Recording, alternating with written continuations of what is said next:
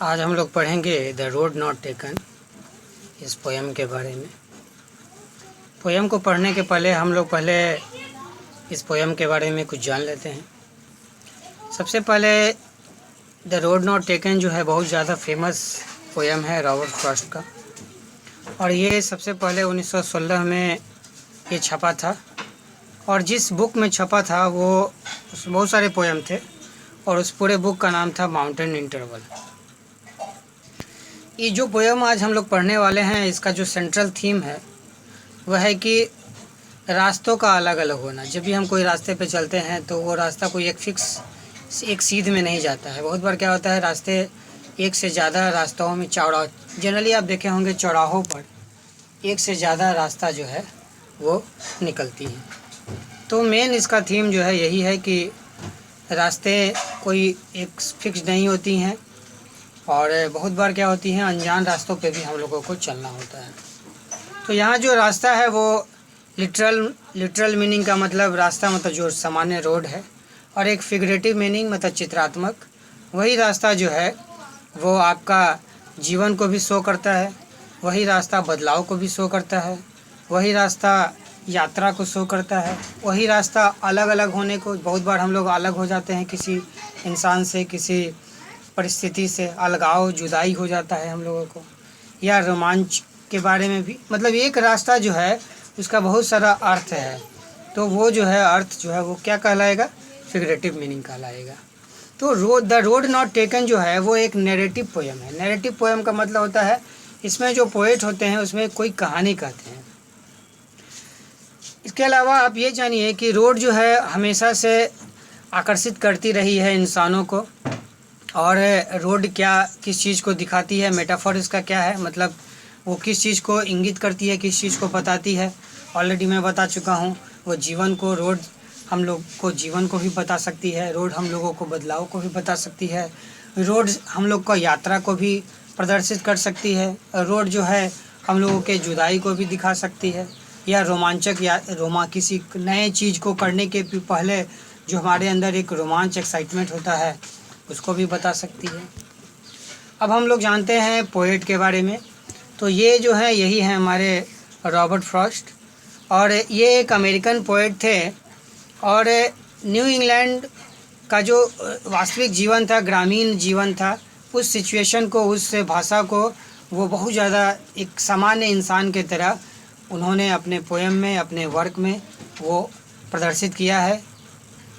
इसके अलावा इनको आपको 4 बार पुलित्ज़र प्राइज़ भी इनको मिला है। एक प्रकार का ये इनाम है जो उनको के मिला है, लिटरेरी इनाम है, ये लिटरेचर के लिए जनरली मिलता है। फर्स्ट जो है वो 40 साल, अपने शुरुआत से लेकर 40 साल का तो जीवन इन्होंने ऐसा बिताया कि इनका नाम भी कोई नहीं जानता था। मतलब एक सामान्य इंसान की तरह इन्होंने अपना जीवन बिताया। उनकी पत्नी का नाम एलिनोर वाइट था। और रॉबर्ट फ्रॉस्ट के जो सबसे ज़्यादा फेमस पोयम है, बहुत सारे पोएम्स हैं, तो इसमें जो सबसे ज़्यादा जो प्रसिद्ध पोयम है वो है आपका the road not taken, birches, fire and ice जो कि आपको 10th में पढ़ना है, mending wall, home burial, the death of hired man, stopping by woods on a snowy evening. ये बहुत फेमस है, यहाँ तक कि जवाहरलाल नेहरू भी इसको लास्ट वाले स्टॉपिंग बाय वुड्स वाले पोयम को ये आप एक फ़ोटो फ्रेम में बढ़ाकर अपने स्टडी रूम में रखते थे। अब हम लोग जानते हैं इस पोयम के लाइन बाय लाइन अर्थ को समझते हैं, जैसा कि हमारे किताब में दिया हुआ है। This well known poem is about making choices. सबसे पहले तो आप ऑलरेडी जान चुके हैं कि हम जब जीवन जीते हैं तो बहुत बार हम लोगों को कुछ निर्णय करने पड़ते हैं। हम लोगों के सामने ये सवाल उठता है, तुमको ये करना है या वो करना है, तुमको किस रास्ते पे जाना है। मान लिया करियर की बात किया जाए तो हमसे एक समय के बाद पूछा जाता है कि भाई तुम साइंटिस्ट बनना चाहते हो, डॉक्टर बनना चाहते हो, इंजीनियर बनना चाहते हो, या क्या करना चाहते हो। तो करियर चॉइस हम लोगों के सामने, या इस टाइप का बहुत सारा, ये ना केवल करियर, जीवन के हर मोड़ पर हम लोगों के सामने एक सवाल आता है, और उस सवाल में 2 रास्ते या 2 से अधिक रास्ते में से किसी एक का हमको चुनाव करना होता है। तो ये मेकिंग चॉइसेस, चुनाव करने के ही बारे में ये जो है पोएम हमारा है। और द चॉइसेस दैट शेप्स अस, और एक बार जब हम वो चुनाव कर लेते हैं तो वो हमारे पूरे जीवन को प्रभावित करता है। Robert Frost is an American poet who write simply but insightfully. Robert जो फ्रॉस्ट हैं वो एक ऐसे कवि हैं जो लिखते तो हैं बहुत सामान्य ढंग से, लेकिन वो अंतर आत्मा की आवाज़, मतलब उनका जो पोयम होता है वो बड़ा इंसाइटफुल होता है, उसमें बहुत सारे डीप मीनिंग छुपे हुए होते हैं। और ये एक सामान्य और ऑर्डिनरी एक्सपीरियंसेस को भी पोइट्री में बहुत अच्छे तरीके से डिपिक्ट कर पाते हैं, उनको प्रदर्शित कर पाते हैं हमारे रॉबर्ट फ्रॉस्ट। अब हम लोग एक्चुअल में जो पोएम है उसको स्टडी करते हैं। Two roads डाइवर्ज्ड in a yellow would, दो रोड जो डाइवर्ज होते हैं। डाइवर्ज का आप यहाँ पे देखिए, मैं एक फिगर बना रहा हूँ यहाँ पे, आप देखिए ये एक रोड है जो जा रहा है, और उसके बाद से एक रोड आपका इधर की ओर जा रहा है और एक रोड जो है वो इधर की ओर जा रहा है। ठीक है, तो ये जो रोड है आपका, यहाँ देखिए ये जो रोड है, ये एक रोड इधर की ओर जा रहा है, एक रोड इधर की ओर जा रहा है और एक रोड इधर की ओर जा रहा है। तो two road diverge in a yellow wood, और येलो वुड का यहाँ मतलब है, वुड यहाँ मतलब जंगल, येलो मतलब वो उस समय जब जंगल की सारी पत्तियाँ जो हैं वो पीली पड़ गई हैं। Two roads डाइवर्ज्ड in a yellow would, दो रोड जो हैं वो अपने रास्ते चेंज करती हैं, कहाँ किस ओर चेंज करती हैं, तो जंगल के तरफ चेंज करती हैं। And sorry I could not travel both, और पोएट के सामने जब यहाँ पे पोएट खड़े होते हैं तो उनके सामने यह कन्फ्यूजन होता है कि मैं किस रास्ते से जाऊँ, इस रास्ते से जाऊँ या इस रास्ते से जाऊँ। And be one travel long I stood, और चूँकि वो एक ही ट्रैवलर है, मतलब यात्री तो एक ही हैं, दो इंसान तो है नहीं, इधर से भी चले जाए और इधर से भी चले जाए, तो बहुत लंबे समय तक वो वहाँ पे खड़े होकर सोचते हैं कि आखिर इस रास्ते से जाना है या इस रास्ते से जाना है। And look down one as far as I could, और मैंने देखा, मतलब पोएट ने देखा जितना ज़्यादा वो संभव हो सके, मतलब जहाँ तक उनकी नज़र जा रही थी वहाँ तक उन्होंने देखा। To where it bent in the undergrowth, और वो जो एक रास्ता जो था वो अंडरग्रोथ मतलब जो जंगल का जो झाड़ी नुमा जो जगह होता है उस की ओर वो झुक रहा था, मतलब वो रास्ता क्लियर नहीं था, वो रास्ता दूर दूर तक नहीं दिख रहा था, वो रास्ता ऐसा प्रतीत हो रहा था कि वो रास्ता जंगल के तरफ, मतलब वो रास्ता आपका पूरा साफ रोड नहीं दिख रहा था, वो जंगल के तरफ जाता हुआ वो रास्ता दिख रहा था।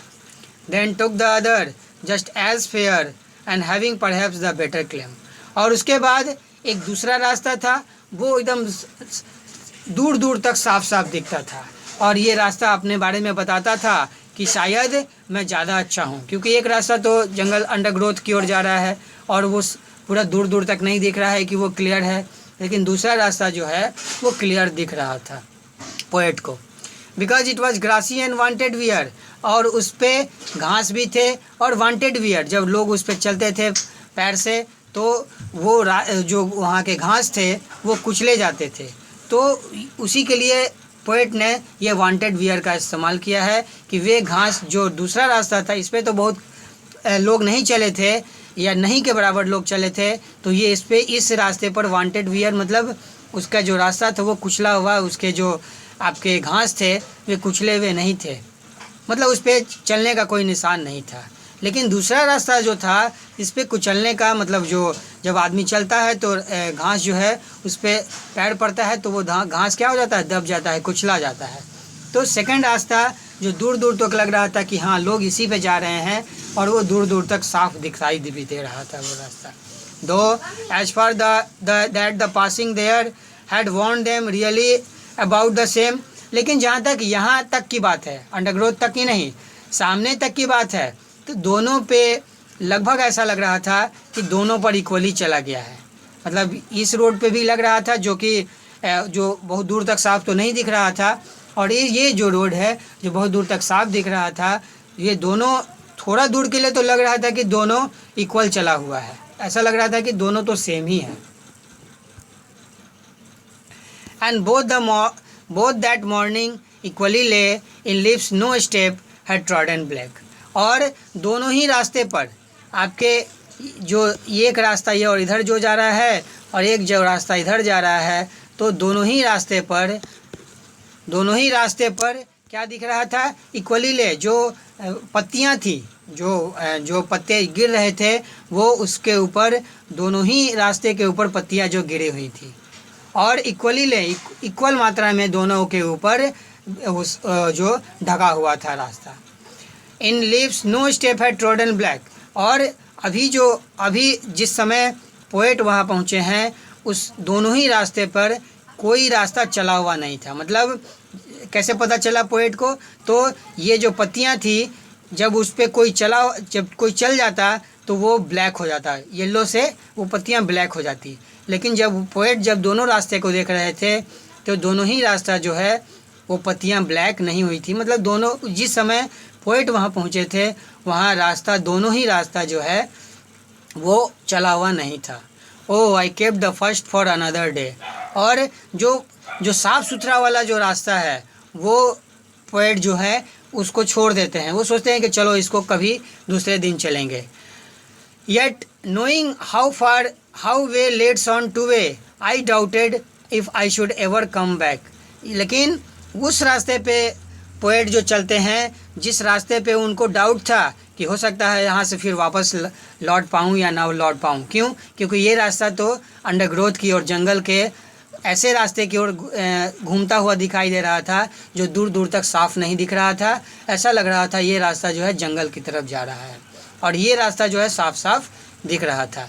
तो इनको डाउट था, how way Leeds on two way I doubted if I should ever come back. इनको डाउट था कि क्या मैं फिर इस रास्ते से जा रहा हूँ, क्या मैं फिर वापस लौट पाऊँगा या नहीं। I shall be telling this with a sigh. Sigh का मतलब होता है जब कोई निराशा या बहुत ज़्यादा हम लोग थक जाते हैं तो गहरा सा जो सांस लेते हैं, या जब हम लोग को निराशा होती है तो जो गहरा सांस लेते हैं तो उसको हम लोग साई बोलते हैं। तो I shall be telling this with a sigh, मैं गहरे निराशा के साथ या थक गया हूँ और जो गहरी सांस लेते हुए ऐसा बोल रहा हूँ, मैं बोलूँगा, ऐसा पोएट का कहना है। Somewhere edges and edges hence. Hence मतलब आगे आने वाला समय, कि आगे आने वाला जो काल होगा, आगे आने वाला जो समय होगा, एजेज एंड एजेज बहुत ज़्यादा आगे सालों आगे बीतने के बाद, two road diverge in a wood and I took the one less travelled by. और दो रास्ते जो जंगल की तरफ जा रहे थे, एक रास्ता जो है साफ साफ दिख रहा था, एक रास्ता जो है साफ नहीं था, उसमें एक संदेह था कि वापस नहीं आने का, या वो रास्ता जो है क्लियर नहीं था। I took the one less travelled bye.